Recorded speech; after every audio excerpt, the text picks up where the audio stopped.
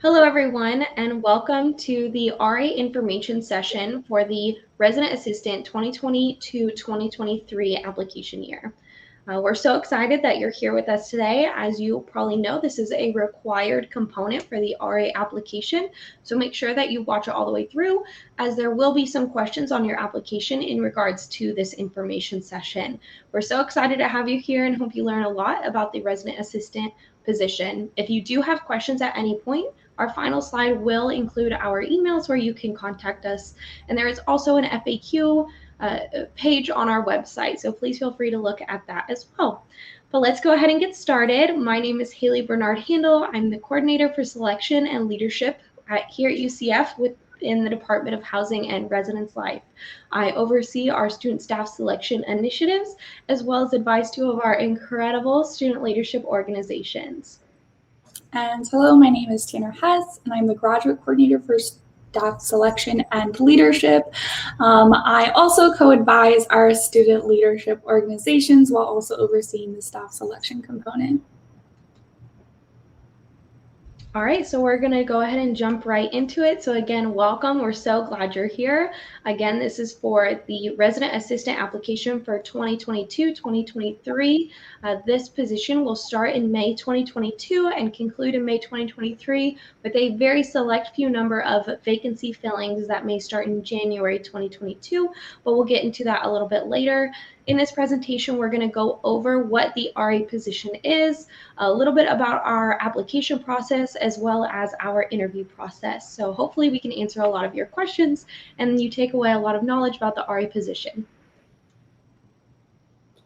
So to start us off, we're going to talk a little bit about our department. So we have the Department of Housing and Residence Life. And we want to make sure that if you're interested in wanting to be an RA, that you align with our mission, vision, and educational priority. So that mission is that the Department of Housing and Residence Life is to provide residents with safe, inclusive housing communities that foster student success through innovative living and learning opportunities. Our vision is that we will be the premier experience for residents to live, learn, and become tomorrow's global citizens, with that key on global citizens as our educational priority is that as a result of living on campus at UCF, students will become engaged global citizens. You'll see our mission, vision, and educational priority play out through our curriculum and many other initiatives through the RA position. As Tanner mentioned, it is very important that whenever you're applying for a job, you do look at their mission, vision, and if they include a diversity and inclusiveness statement, as those are what values really align with the company, the organization, or the department. So specifically, we really ask that you focus in on these mission, vision, educational priority, and our statement on diversity and inclusiveness, which you can see here. It is rather long because, again, it is very important to us, so feel free to pause this video now, read through it, and really take some time to digest and understand what this means to us, and make sure that your values align with ours before you apply, as these are very, very important to our department. So Haley and I are often asked who are resident assistants. So, it's important to us that everybody knows that there is no one cookie cutter resident assistant. There's no specific characteristic that every resident assistant has, except for a love and growth in our communities. So we are making sure that we are involved and here for the growth of our communities. So our resident assistants are a very diverse group of individuals, just like our campus here at UCF. We strive ourselves for being a diverse campus, and our resident assistants should mimic that. So our resident assistants are out-of-state students, first-gen students, international students, majors, art majors, whatever it may be. There's no cookie cutter resident assistant like I just mentioned, and so we are ready for everyone and anyone who wants to apply. So what does an RA do? I think that I personally love talking about this slide because I did previously serve as a resident assistant on the UCF campus, and I'm now transitioned into my graduate coordinator role. So I personally have done every single one of the things on this slide. So starting off with creating and maintaining a community environment. So you're going to do this by sharing resources with your residents, supporting your area council, whether that is going to area council meetings, proposing to your residents that they should join area council or go to area council events, help with roommate mediations, roommate agreements, along with carrying through initiatives from committees that are serving in your community, along with connecting to community and campus. So there are a lot of administrative tasks that you are required to do as a resident assistant, including incident reports, so making sure we're writing up a detailed explanation of what happened in an incident. We carry through health and safety inspections, so making sure our residents are following the community living guide. We submit work orders, occupancy checks, welcome ready checks, staff meetings, timesheets, and check your email very often. So as an RA, you will serve a duty rotation. So as an RA, you will have one weekday duty that you will work every single week. Your weekday duty shift will go from 4:45 p.m. to 8 p.m. in the office. And then from 8 p.m. to 8 a.m. the next day, you will serve on call. So your weekday shifts are Sunday through Thursday. So those are usually the days you have classes the next day, and that's why that shift ends at 8 a.m. Because we have that full-time professional working in our offices at 8 a.m. So it's important to note that that on-call component, like I just mentioned, which is from 8 p.m. to 8 a.m., is a component that you're not sitting in the office, you're going home, you're watching TV, you're studying, you're sleeping, whatever that may look like to you, but you are readily available to your community. So you are required to remain in your community when you are on call. You're either holding the on-call phone or you're serving as a secondary or third to be called by the person holding the on-call phone. Your weekend duty shifts do not happen every weekend. You get a select few weekend shifts, and these are either Friday or Saturday 24-hour shifts. So don't get scared of that 24-hour shift. This isn't you sitting in the office for all 24 hours. That is 4:45 to 8 p.m. You're going to be in the office, and then from 8 p.m. to 4:45 the next day, so that full 24 hours, you're going to be on call.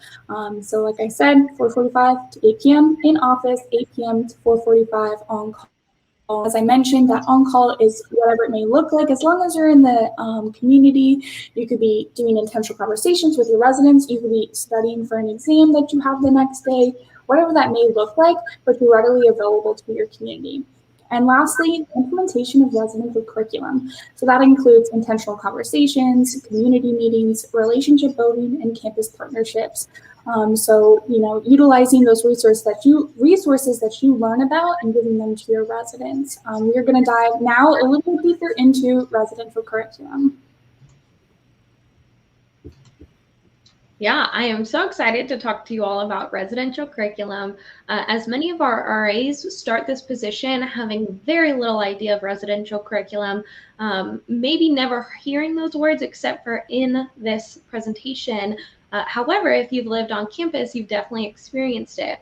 We really pride ourselves in training our RAs so well that residential curriculum should only resonate with you in terms of being educated and some personal growth. It really shouldn't be, sitting down and saying, okay, we're going to residential curriculum, so you can't just residential curriculum.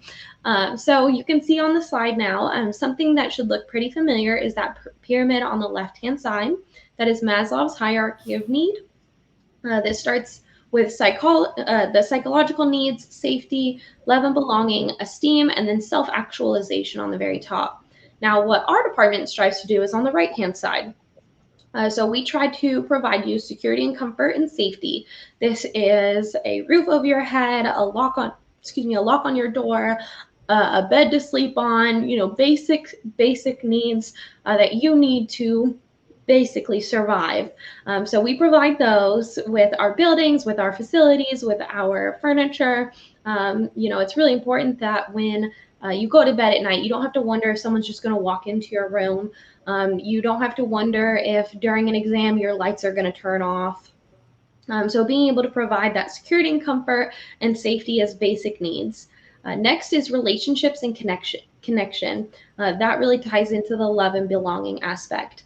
We do this with our RAs, very specifically creating group me's for the floor, creating opportunities for people to get to know each other. We do this by doing programming in the community for people to meet and hang out and socialize. Any way that we can create a good community, a good ability for people to get to know each other, make friends, make connections. That's going to be that love and belonging relationship and connection aspect. Finally, the residential curriculum comes in as the leaves and the flowers or the fruit, whatever that may be on the tree, by kind of the sprinkle on top. So this is where our RAs really jump in and take the lead. We provide them a residential curriculum outline, a plan of or a lesson plan, to kind of implement this residential curriculum. So you still may not fully understand what that means, and we're going to go into it a little bit more. But just know that we really train our RAs to be able to handle that aspect, and it's really that final tier that we are providing to our on-campus residents. So our residential curriculum specifically is split into 3 pillars: community engagement, self-awareness, and equity and inclusion. So those are basically our overarching goals on things that you'll be able to learn and take away after living on campus. So under community engagement, when we know that we have hit that mark, we've been able to assist with our residents being able to interact with others through healthy relationships, describe their campus involvement at UCF, manage their academic and personal commitments effectively, and demonstrate personal responsibility related to safety, security, and emergency preparedness. So you should be able to walk away with all those 4 things being able to handle, and that will be kind of the community engagement checkbox. Next is self-awareness. You'll be able to walk away as a resident in our communities by exploring how your personal identities, values, and beliefs shape your future goals, being able to explore strategies that foster your personal well-being, manage conflict effectively, and discuss the impact of your behavior on others. And then finally, equity and inclusion. You'll be able to walk away from our community being able to explore your social and cultural identities in relation to others, interact effectively with people different from yourself, and advocate for the needs of others. And finally, positively contribute to inclusive communities. So if we've done our jobs as residential staff, as housing professional staff, and the resident assistants, you'll be able to walk away from our communities after living on campus, being able to kind of check off these pillars. And so we don't just throw our RAs into, their first floor meeting and say, go ahead, teach self-awareness, go ahead and do it. We provide instead this lesson plan, and this lesson plan is going to talk about all the different steps of how we're going to prepare for you to have that meeting. So for example, this is a closing community lesson plan. It's starting out with the materials you need, just some bullet points, and all these things can be found in the office. These aren't things you have to go and get yourself, but when you get this lesson plan, you'll look it over, look at the materials you need, and you can go get them from your community office. Next is logistics.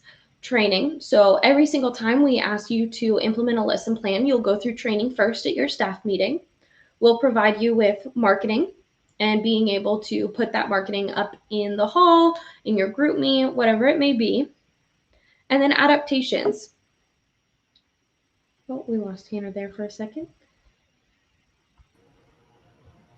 There we go. And adaptations. If your community is maybe a little bit different than the original community this was designated for, you'll be able to adapt it to the community that you need. So every community will be able to look at this and make those adaptations if necessary. And then finally, developmental activities. While we do provide this lesson plan as a guide on how to implement our residential curriculum, we still give you some wiggle room and creative freedom. So in this one specifically, there are 2 different options of activities for the RA to choose. So it's not going to be just you must do this, follow these bullet points, say these exact quotes, and then you're done. It's going to give you some wiggle room on what steps you want to take, how you want to go through and present this lesson plan to your residents for whatever is going to work with your strengths or what's best for your floor and for your residents.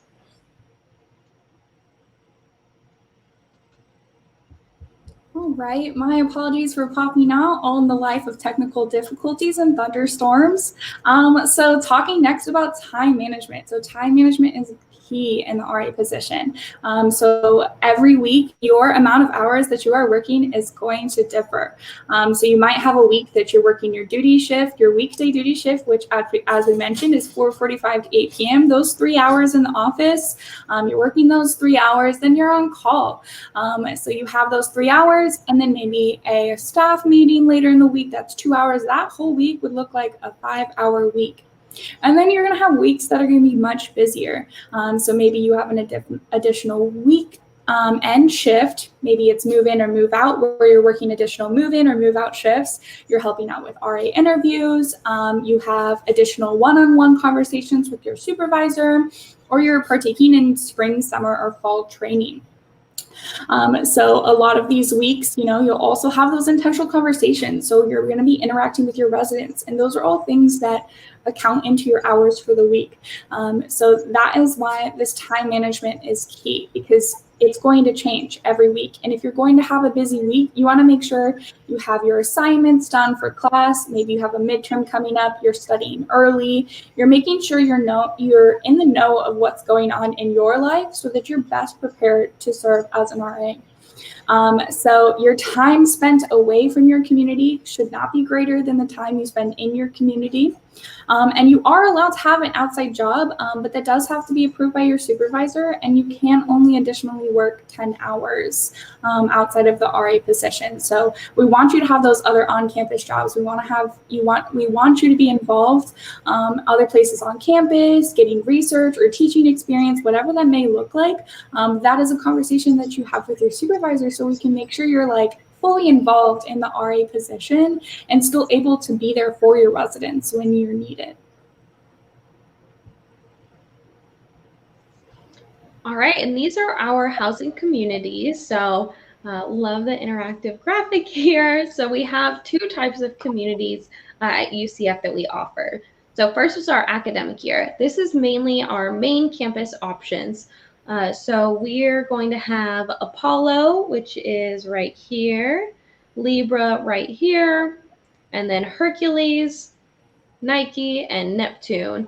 Those are all going to be, and Lake Claire, Lake Claire as well. Those are all going to be academic year communities. That means this community is open from August to May every single year, usually with a winter break of about 3 weeks in December. So that's when those communities are going to be open and thriving with residents living in them. And we also have annual communities. So on this graphic, you can only see 2 annual communities. That's our Towers community, Towers 1, 2, 3, and 4, as well as Northview over here. Those are our 2 main campus annual communities. That means they go year round. They are always going to have staff in them. They're always going to have students living in them. We always have residents in those buildings through winter break, through summer break. They're always there. And then we also have 2 additional communities that are annual, but they are not on our main campus. This is the Rosen College Apartments. This is at the Rosen campus specifically and mainly for hospitality majors, but anyone can live there if they would like to. And then in addition, we have the downtown campus, Union West.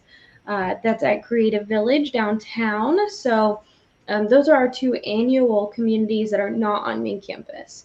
Now, if you're looking at these communities and you're like, oh, I would just rather have an academic year community, that way I don't work winter break and I don't work summer, that is not 100% accurate. So we do hire our RAs from May to May every year.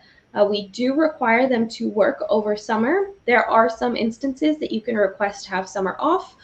For example, if you're getting, a medical surgery and you want time, off to be able to do that. If you're going, maybe on a vacation early in May, you can just work summer. You can request to just work summer B. We try to be as flexible as possible, but when selecting who is going to be excused for summer, we start with the people who need summer off the most. This again would be those who are, having a medical procedure, who maybe are having an out-of-state internship, studying abroad, those who cannot work that summer. We start by trying to excuse them first and putting them, by mixing around people who are working an academic year versus annual. but you do need to plan on working summer unless there are extenuating circumstances, and then you can request to be excused. This is the same for winter break.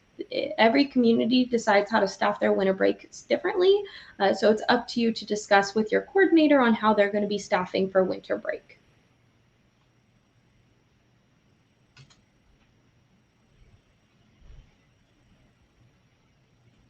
All right, so in addition, we also offer living learning communities. If you've had the experience to work in to live in a living learning community, it's a really, really great experience. These are some of the current communities that we've offered in the past. They do change every year, so we won't know exactly what's going to be offered in the 2022-2023 academic year, but we can talk a little bit about these. So we have Excel Compass, Future Educators, Lead Scholars, Learn, Nursing at Nike, UCF First, Healthy Nights, and Out of State.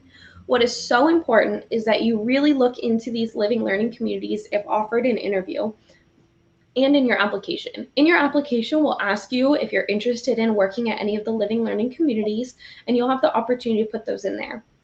We will again touch on it in your interview.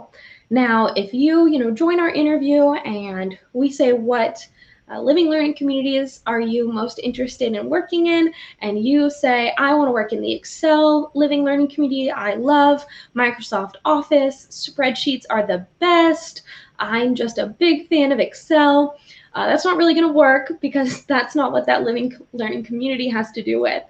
So making sure you actually look into these so that you can talk about them. If you want to be part of Healthy Nights and you want to do that because you're a triathlon athlete, that is awesome.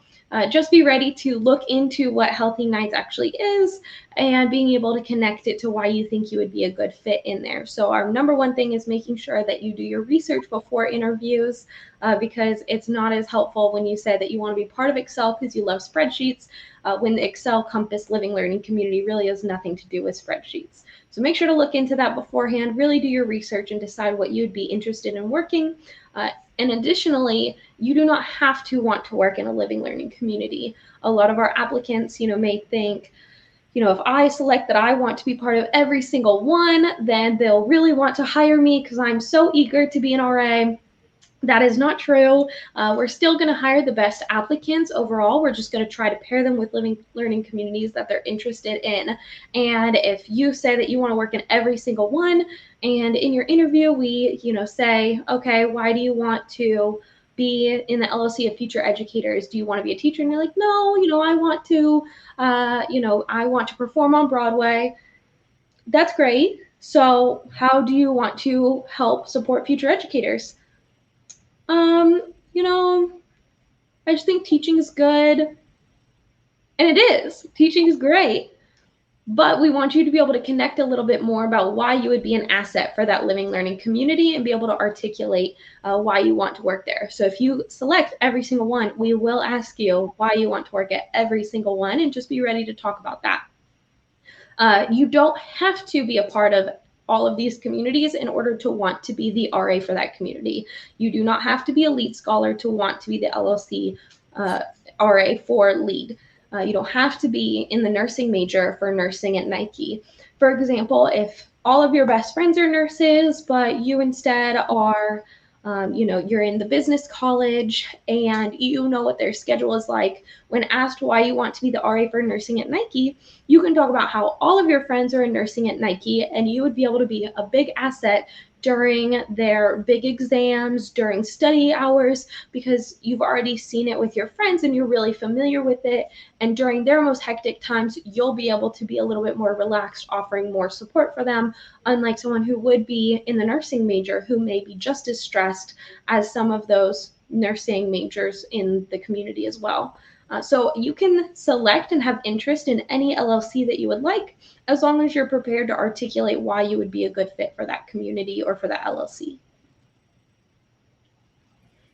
All right, moving on to why apply. If you haven't already determined why you should apply or that you are going to apply, we're just going to give you a couple more things. So first off, you're going to make a difference in the lives of others. So as I mentioned earlier, I was previously a resident assistant on campus, and I'd like to think that, responding to incidents, referring resources, helping someone who has an exam in a couple minutes on web courses and is locked out of their space at like 11 o'clock at night, getting them back into their space, having a quick chat with them, encouraging them that they're going to do better. These small things, they play a big role in people's lives. And so, as much as they are those small things, you are going to be involved in those and helping out others. Another great reason on why to apply is your skills that you learn in the RE position are applicable to literally any career field, which will give you a very strong resume. There are very few positions nationwide that pretty much everyone is going to at least have a broad understanding of.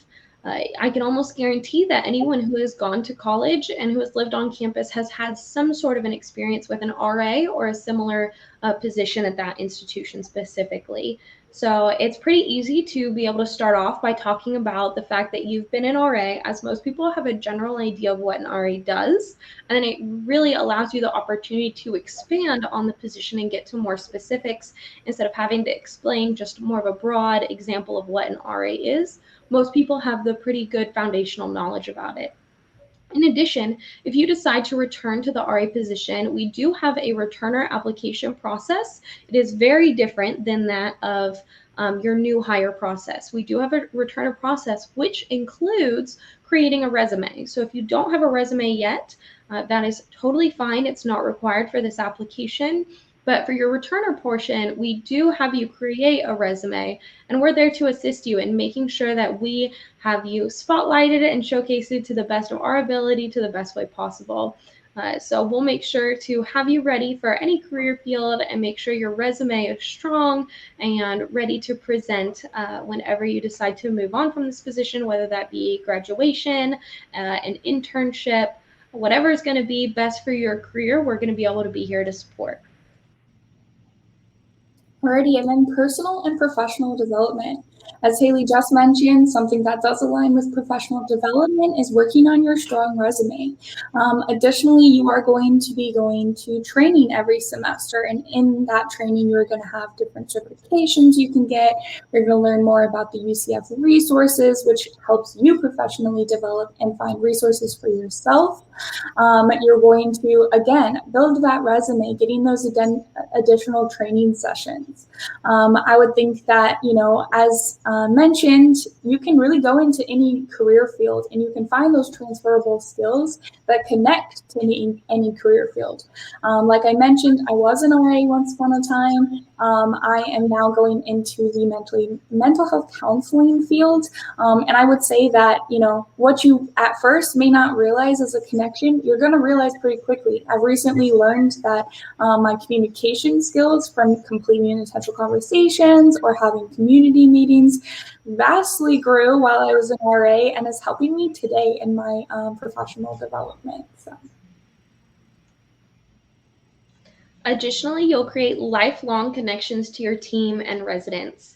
While Tanner has been able to talk about her previous experience as an RA, I never served as an RA. I was more involved on the student leadership side of being involved in housing.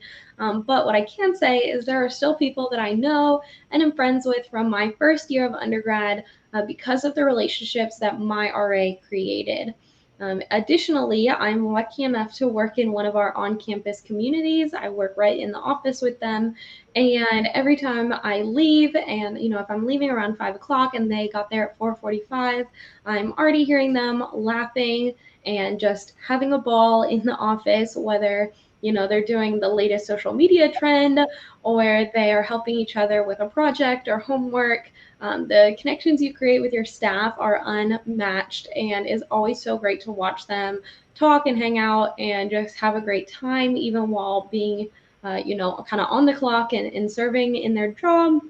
they still have the opportunity to be working on homework and get other things done, as well as just have a fun time and getting to know each other and, let off some steam and relax a little bit, as long as they're already always ready to be able to assist when needed. But they have a great time, and it's really great to watch them just thrive. All right, and then next, the stronger connection to the UCF community. So I think that this very much comes in with when we learn a lot about our campus resources. So not only are you going to be able to give those campus resources to your residents and refer them to them, you're also going to be learning about a lot of resources that you may not have learned prior. And while you're learning about them to refer them to your residents, you're also going to be able to utilize them. So working for the department and working for the university connects you to all of those resources. It creates relationships with different partners on campus. And as Haley was mentioning, that relationship you have with your duty partners and your other colleagues, those are going to be lifelong relationships that are going to keep you connected to the UCF community. And another great reason is the mentoring experience you have. We do a great job on campus here to really have the support be 360. So not only are you going to have a full-time coordinator, possibly a grad as your mentor, where you will have either weekly or bi-weekly one-on-ones with them to touch base, not only talk about your RA position, but talk about class and your life and other things going on so that they can really serve as a well-rounded mentor, not just a supervisor. But in addition, you'll be able to have a mentoring experience by mentoring the residents on your floor. So not only are you given support from multiple different entities and areas, you're also going to be able to give support to others and give them the resources that you've been able to learn as well. So again, tying it back into being prepared for any career field or having a strong resume, that mentoring experience on both how to be a leader and how to be supported by someone else, really looking at what full encompass support and mentoring is going to look like is a really big asset with the RA position. All right, and then next is teamwork skills. So you are going to get these teamwork skills through many, many ways. Like we mentioned earlier, you're going to be serving a weekday shift and then weekend shifts, along with going to staff meeting and many other responsibilities.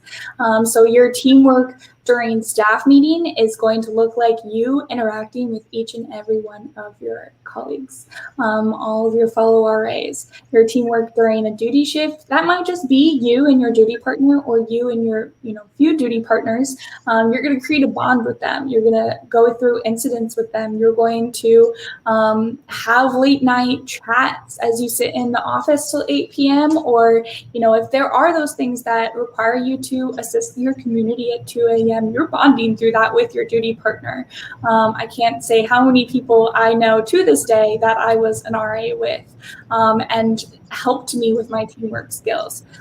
So during those times when you have move in and move out, you're working as a team. You're trying to make sure your community is ready to go. You're working with a partner on things, you're working with a group on things, and then also you're supporting each other tremendously. The amount of times I have called upon a fellow RA to help me out with something, or a fellow RA has called upon me.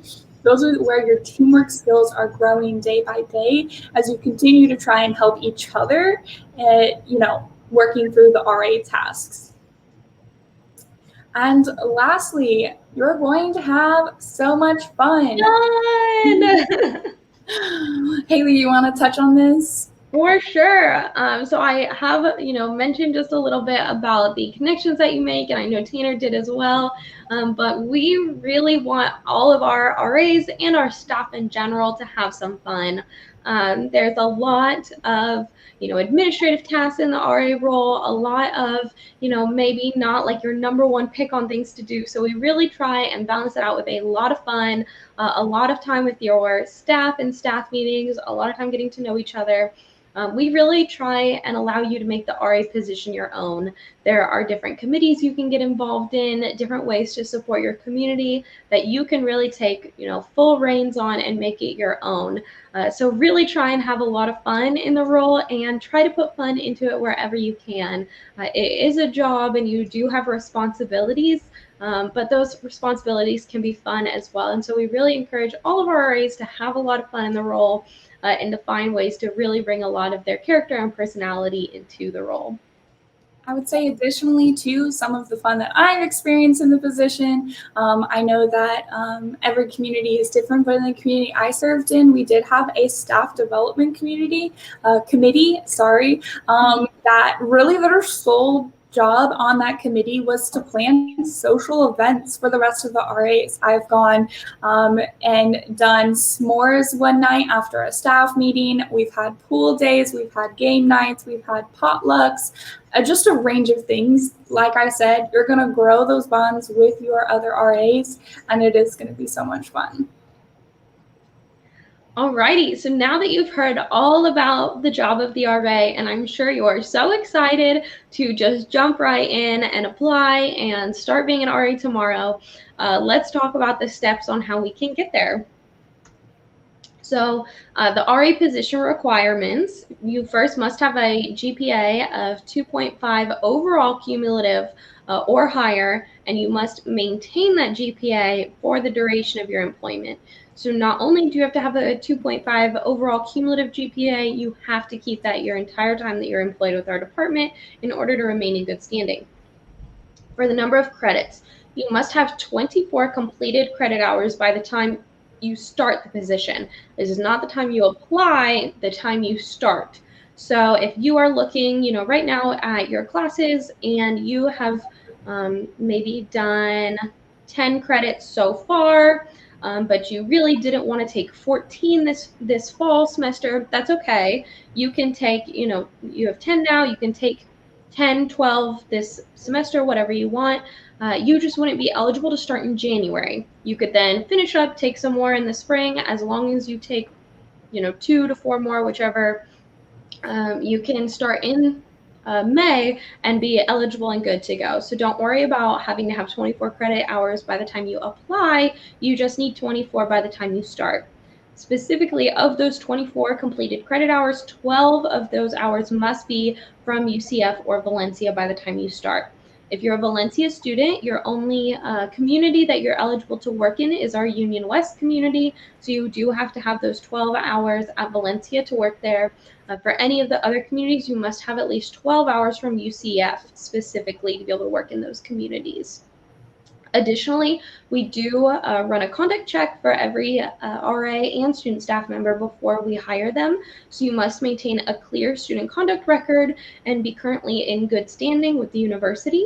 If you have questions regarding that, specific circumstances, please feel free to reach out to us. Again, we'll have our email at the end of the presentation. We're more than happy to check on what your conduct situation looks like now, or if you want to talk about a very specific situation that may have happened and kind of explain anything, we're all ears and happy to listen to it, okay? And then finally, it is necessary for everyone that we hire to go through a background check. So we will need you to have either a social security card or a government ID or something in place of those as well. Again, if you have questions regarding the need to have a social security card or a government ID, please feel free to contact us. I know Tina mentioned previously we do hire international students. There's just a little bit more of some documents and process that we go through. So if you have questions about that, again, we're all ears and happy to help you out. All right, so then the ticket question, how do you apply? So the application will open July 1st. And will be due October 1st, 2021 at 11:59 p.m. So you're going to apply at ucf.ereslife.com. Through that portal, you'll do all of your steps, including answer the questions related to this information session. So I hope you've been taking notes, along with putting in your 2 references. So we do prefer one to be UCF related, and both do have to be a non-family member and also cannot be you. So reference forms are due the day after you apply. So they are due Saturday, October 2nd, 2021 by 11:59 p.m. There are a couple of application questions. We include some personality questions, 5 short answer questions, and your job references. That encompasses the entire application. It's important to note that those personality questions are going to be for us to get to know you a little bit better. They're not going to sway whether or not you get hired as an RA, but they are going to help us in placing you in a community. So it is also important to note that until you have finished your application and submitted it, you can continue to edit it. But noting that if you are trying to give a lot of time for your reference to fill out their reference form, they are not going to get the email to do that until you have submitted. That is a 1 day, if you are waiting until October 1st to turn it in, a 1 day turnaround for your references. And those references need to be completed in order for us to consider you as a resident assistant. So if you know that your reference may need a little bit more time, turn in your application early. And once you hit that submit button, they will get that automatic email from eResLife.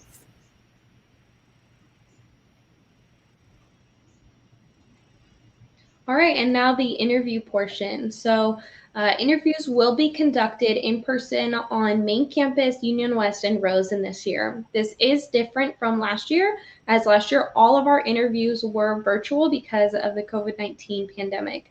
This year we are going to be conducting them in person.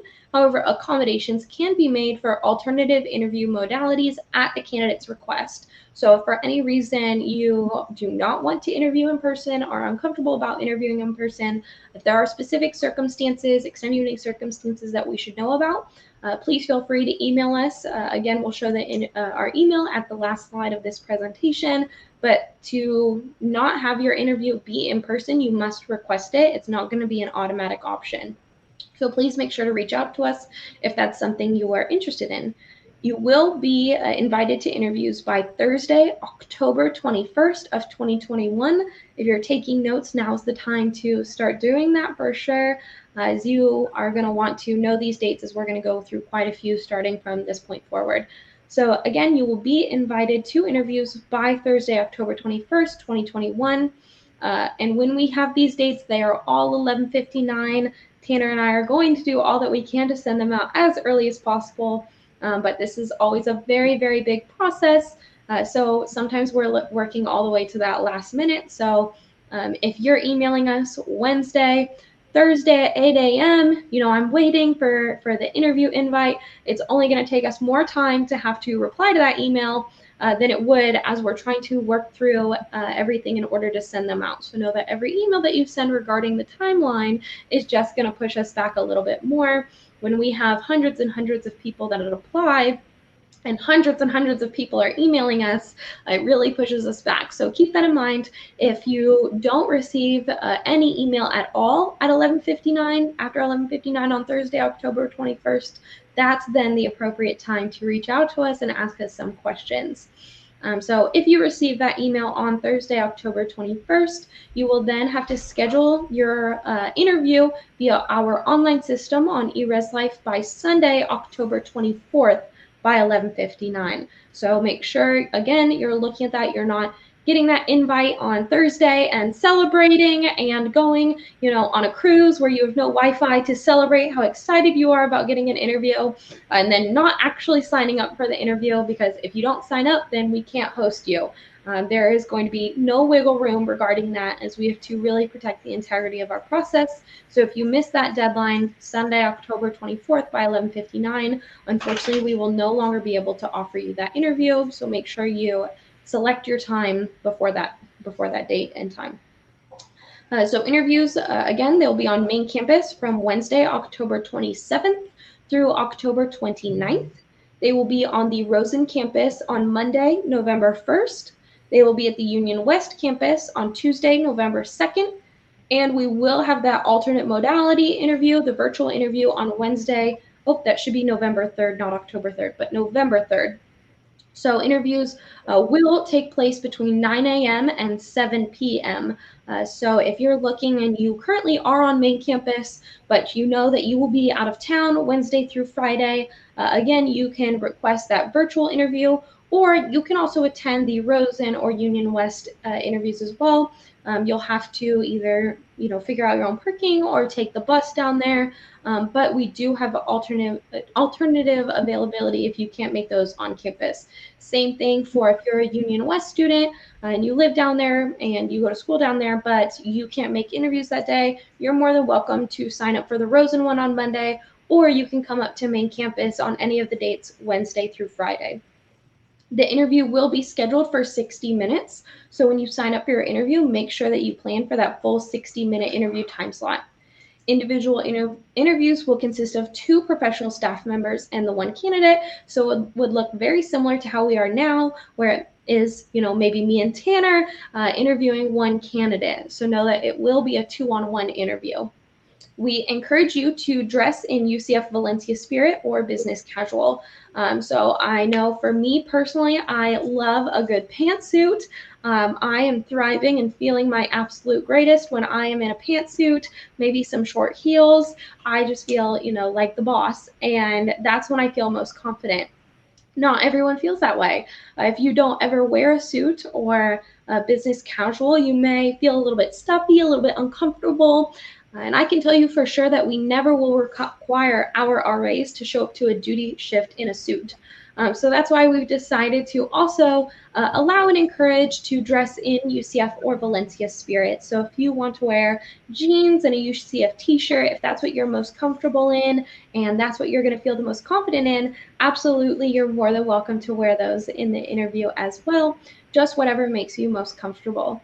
Now, if you're really set on dressing in business casual and you really want to wear that suit, but maybe you don't have one, you don't have access to one, Knights Helping Knights Pantry is a really great resource on campus where they allow you to check out some loaner business wear. So if you're really interested in wearing some business casual but don't own it yourself, don't have time to go buy some, then you can absolutely check out that resource on campus. Highly encourage it. But know that business casual is not required. You're more than welcome to wear some spirit wear. Now, if you have to wonder, should I wear this? If it is, some shorts that say UCF written across the back, and you're looking in the mirror and you're like, I wonder if I should wear this. Most of the time, the answer is probably no. But if you have specific questions, and again, you would like to ask us, we're more than happy to help. Whatever we can do to make you all the most successful and most confident as possible, we're more than happy to. Feel free to email us to the email that we're going to show on the last slide.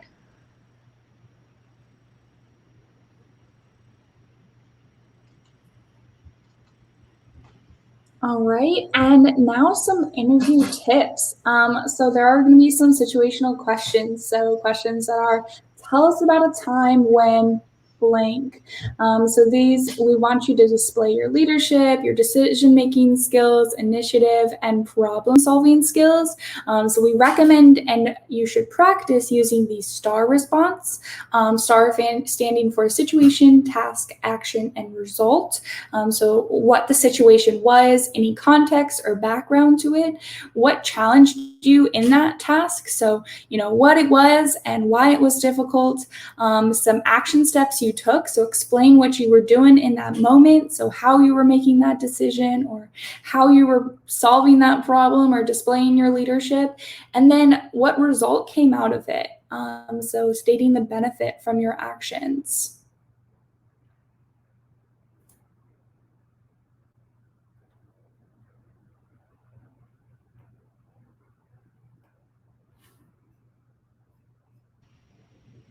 All right, so for our selection timeline, I did mention a little bit earlier that for spring RAs, there is a little bit of a different timeline with them being hired in January, but this is only for a very, very select few number of RAs that we select.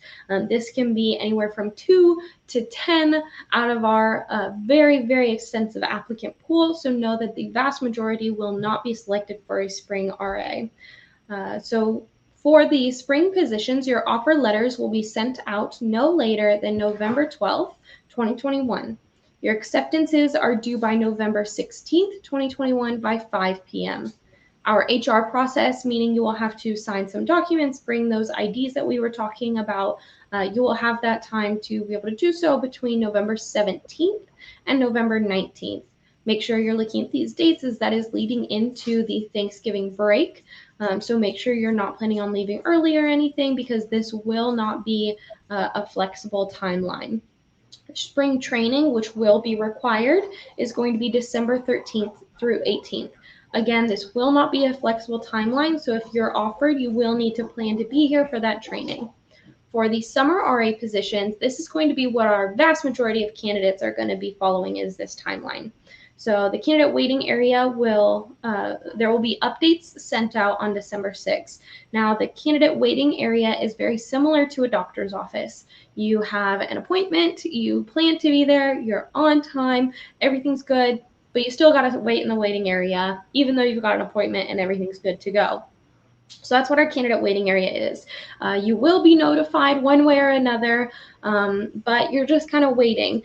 So that candidate waiting area update will be sent December 6th. So on that December 6th date, you'll be told either you're good to go, you're in the waiting area, we'll give you an update, or something regarding your candidacy is made it so we're not going to move forward with your candidacy at that time. That can be an interview score, that can be a conduct change, that could be a GPA change, anything like that. So we try to send that notification on December 6th. Your summer offer letter will be sent on February 15th.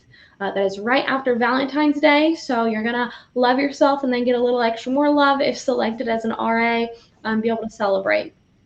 And our HR process for that is from February 18th through March 4th. You'll notice that is definitely a lot longer than our spring RA HR timeline because we hire a large amount of RAs, and it's going to take some time to get through our HR process. So that is a much longer timeline, but you will need to have your documents by that point in order to go through that process. And then finally, summer training for 2022 will be May 9th through May 13th. Again, this is a non-flexible timeline. You must attend that training if hired to be an RA starting in summer 2022. This is the exact same timeline, just shown a different way. So if you want to go ahead and take a screenshot of the screen now, if you prefer to see it kind of like in this timeline order, again, spring hires, they will be notified on November 12th. The accept decline offer deadline will be November 16th by 5 p.m. You will complete the extensive HR process and background check by November 19th by 5 p.m. If you are not hired, you're going to be given a heads up on December 6th. And then if you're also moved to the candidate waiting area for our summer process, you will also be notified on December 6th. For our summer process, you will be notified on February 15th regardless. Either you'll be getting a hire notification, an offer to our alternate pool, or you'll be let know that we're no longer moving forward with your candidacy. Again, this can be because of an interview score, this can be because of a change in conduct or GPA. You must accept or decline on eResLife by February 17th by 11:59 and complete the extensive HR process and background check from February 18th through March 4th. You will also have to accept or decline your alternate pool offer by that same deadline. We do continue to pull from the alternate pool all the way until November of that year. So for this application round, it'll be for November of 2022. We'll still be pulling from our alternate pool, and we do consistently pull a lot of people from our alternate pool. So make sure to keep this in mind if you're not selected for an RA position and you're looking for apartments or other places of residence. There are a few apartments that we have agreements with, such as Night Circle and The Point, where we would be able to break your lease at no cost to you. And so you'd be able to move at those places to where we can still break your lease for you and have you be an RA if hired at a later date. But we don't have as much flexibility with other apartment complexes. So this, again, is an active pool that can be drawn through any time in the next application cycle from March 2022 to November 2022. Alrighty, and so since you can't actually ask us questions right here and now, we will be hosting optional live Q&A sessions that will be streamed to the Housing Facebook page. So we will have 3 sessions hosted by the selection committee. That will be July 22nd at 5 p.m., September 1st at 4 p.m., September 28th at 6 p.m. We'll also be hosting some information or some Q&A sessions hosted by current RAs. So those will be hosted on September 24th at 5 p.m. and October 22nd at 4 p.m. So thank you so much for joining us today, and apply today at ucf.ereslife.com. And if you have any questions at all that you don't want to wait until a Q&A session for, please email us at reslifeselection@ucf.edu. Thank you guys again so much for coming, and we're so glad that you're interested in taking the next step to be a resident assistant, and we hope to hear from you soon and see your application on ucf.ureslife.com. Bye!